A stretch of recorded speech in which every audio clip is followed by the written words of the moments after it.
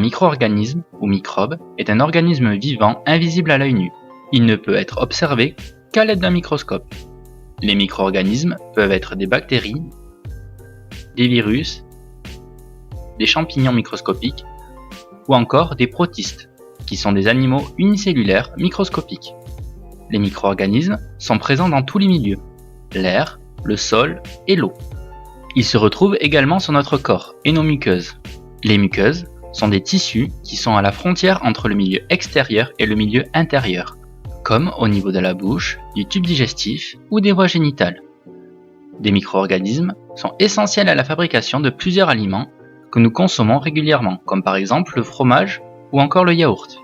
Certains micro-organismes provoquent des maladies. Ce sont des micro-organismes pathogènes. D'autres micro-organismes non pathogènes ne sont pas dangereux. Ils forment notre microbiote. Le microbiote est même indispensable au bon fonctionnement de l'organisme.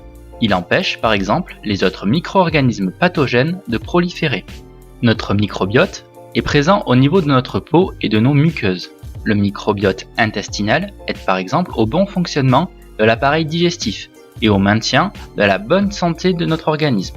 Une mauvaise alimentation peut perturber notre microbiote intestinal. Parfois, les micro-organismes pathogènes franchissent la peau ou les muqueuses et rentrent dans notre corps. C'est la contamination. Dans le corps, ces micro-organismes se multiplient. C'est l'infection. Une bactérie peut se multiplier en 20 minutes.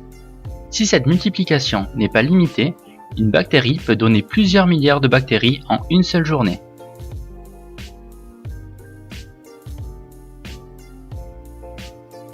Certains antibiotiques permettent de limiter cette multiplication bactérienne. L'asepsie est un ensemble de méthodes utilisées pour éviter une contamination par des micro-organismes pathogènes.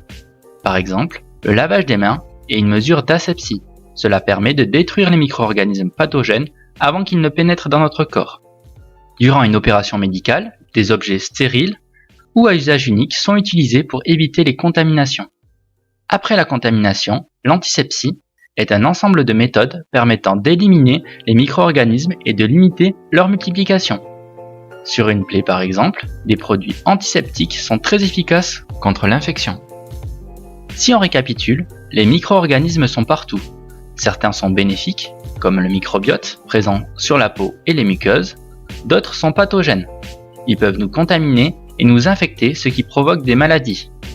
Des mesures d'asepsie et d'antisepsie permettent de lutter contre les micro-organismes pathogènes.